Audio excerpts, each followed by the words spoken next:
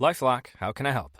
The IRS said I filed my return, But I haven't. 1 in 4 tax-paying Americans has paid the price of identity fraud. What do I do? My refund, though. I'm freaking out. Don't worry, I can fix this. LifeLock fixes identity theft guaranteed and gets your money back with up to $3 million in coverage. I'm so relieved. No problem. I'll be with you every step of the way. 1 in 4 was a fraud-paying American. Not anymore. Save up to 40% your first year. Visit LifeLock.com/podcast. Terms apply. This episode is brought to you by Redfin. You're listening to a podcast, which means you're probably multitasking. Maybe even scrolling home listings on Redfin, saving homes without expecting to get them. But Redfin isn't just built for endless browsing. It's built to help you find and own a home. With agents who close twice as many deals, when you find the one, you've got a real shot at getting it. Get started at redfin.com. Own the dream.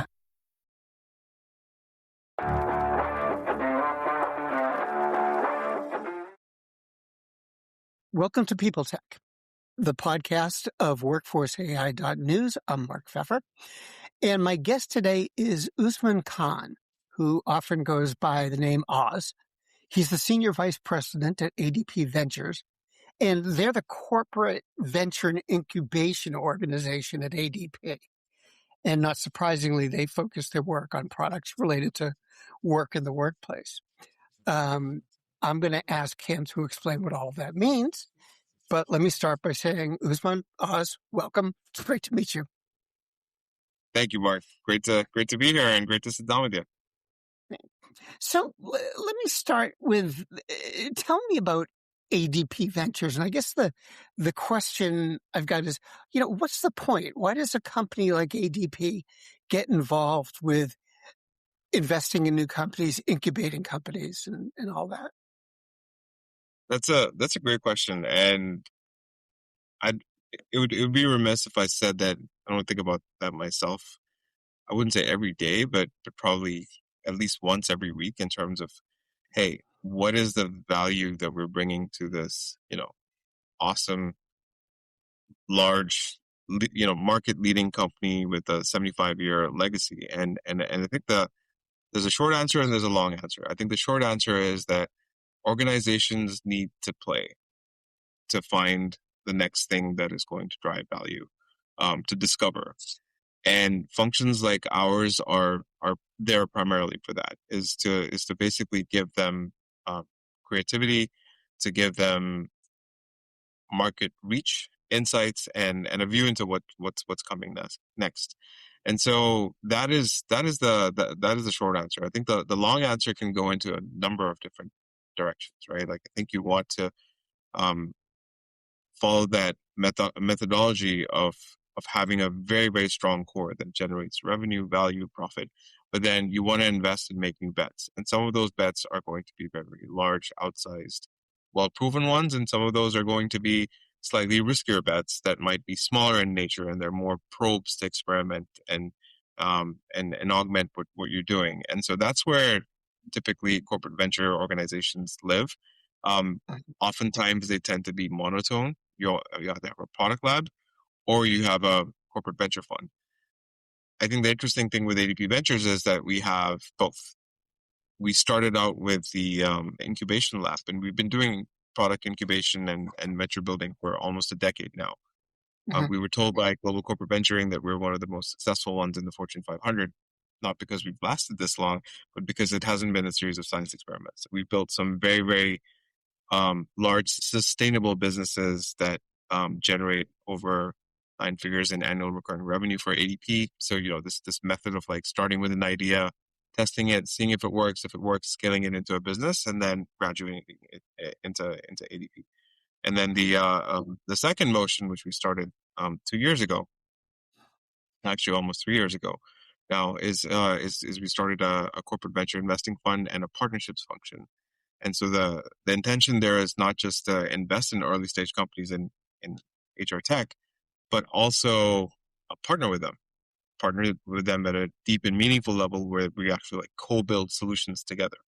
And so when you think about both of those motions coming along and really focusing it on the future boundaries of where your products live today, it starts to create a lot of paths and optionality for ADP, and that's like the fun part of what we do, right? And so yeah, that's the long answer. So I give you a short one and a long one.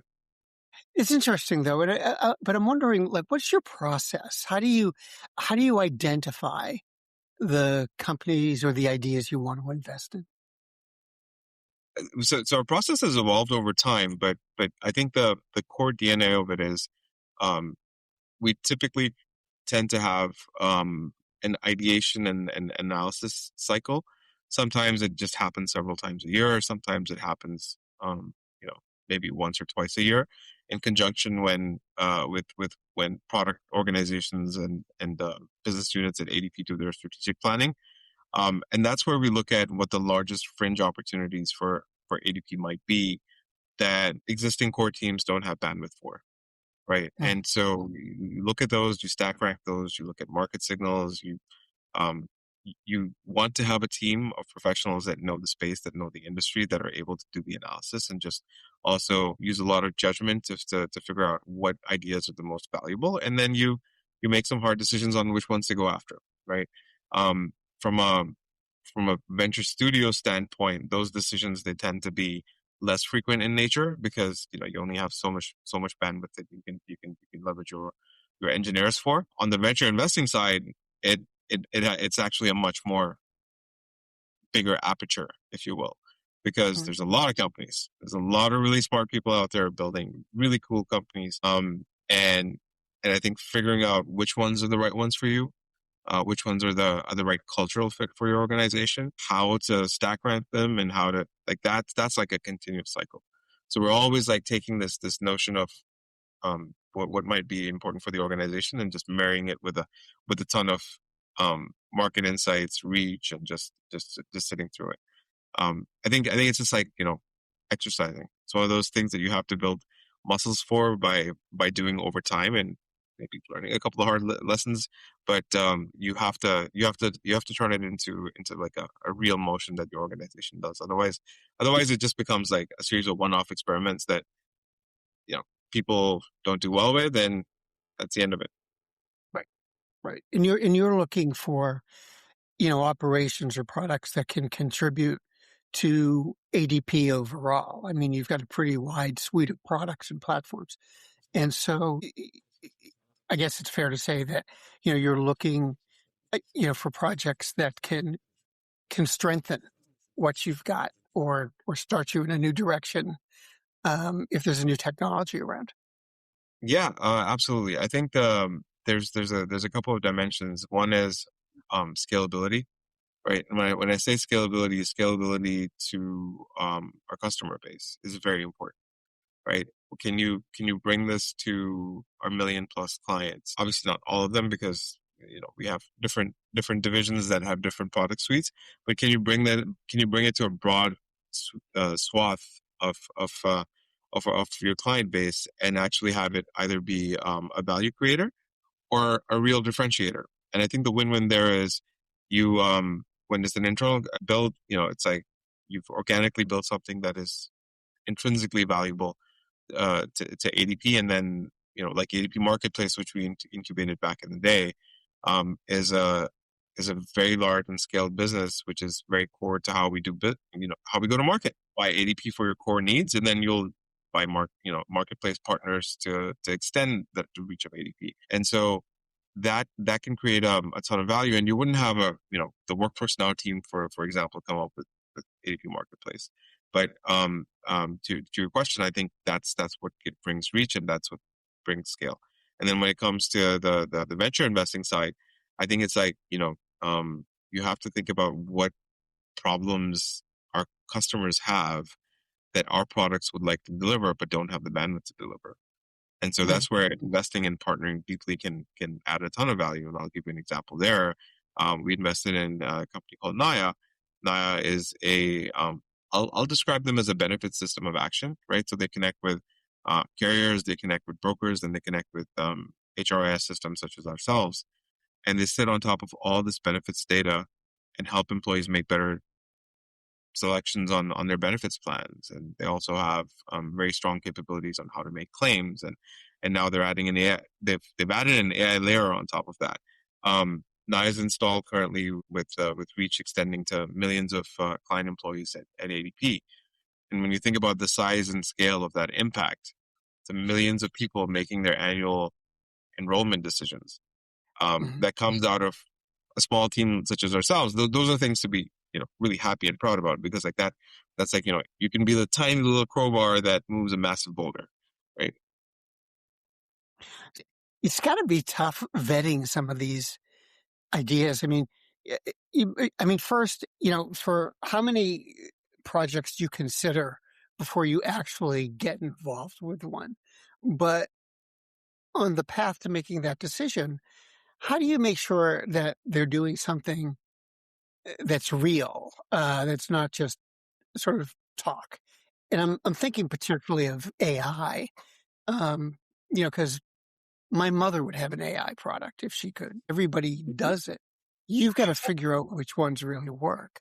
So can you talk about that a little bit? Yeah. I think on the venture investing side, we talk to hundreds of companies before we do a deal, right? I think if I look at the pipeline and the consideration set and how it distills down, and a lot of it, like I said, it's about having extremely strong people that know how to distill, but also you can't do it by yourself. I think you have to rely on the brain trust and the intellectual capital of very experienced, very competent, very sharp leaders at ADP that know their domains and know their spaces, and capitalizing their time at the right point in the decision cycle to basically narrow down on the things that you want. And so we have a very, very well thought out process in terms of how you get from one company in a list of probably 20 on a particular project to getting it down to this is the one. And it does take time. And so companies that work with us, they know they have to invest time with ADP. And they also, we tell them, like, this might not be a thing. You might fall out of the process.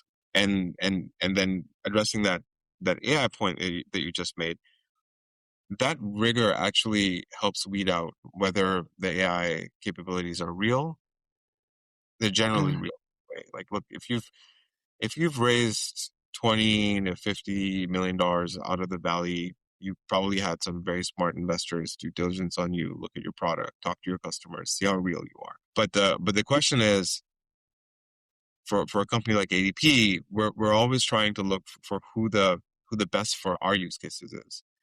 And so then you have to get into stack ranking. So it goes far beyond like, is it real, but more into how you stack rank it. And that really goes back down to the referenceability of their customers, the real value that their solution develops, the defensible moat around their product, because everybody can build POCs and lightweight products very, very quickly.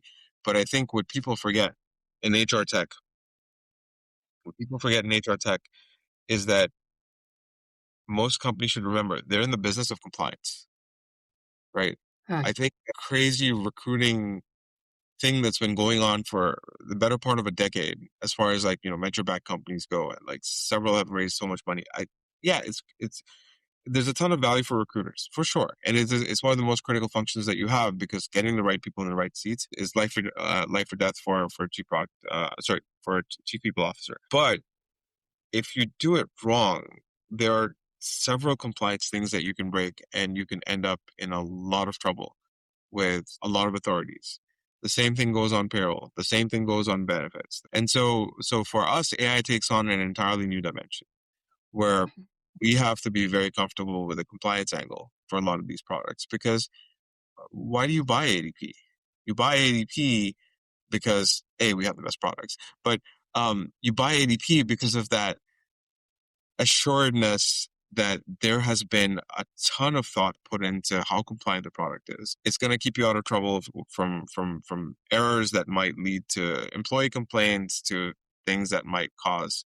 Don't want to get into the myriad of issues that can come from the legal side of it, but you can get into a lot of trouble, right? And so for the AI to be real there, there has to be so much proprietary build done around those AI guardrails to make it not hallucinate, to make sure that it picks up the real rules around what you can do and can't do. That's the lens that you have to take to testing these companies and testing those solutions. Because quite frankly, building a lightweight GPT wrapper is not hard. It's not hard at all. Oz, thanks very much for joining me today. I hope you'll come back. This is actually really interesting. And I think a lot of people care about what you guys are up to. So thank you. And to everybody who's watching and listening, thank you. This has been People Tech, the podcast of WorkforceAI.news. I'm Mark Pfeffer.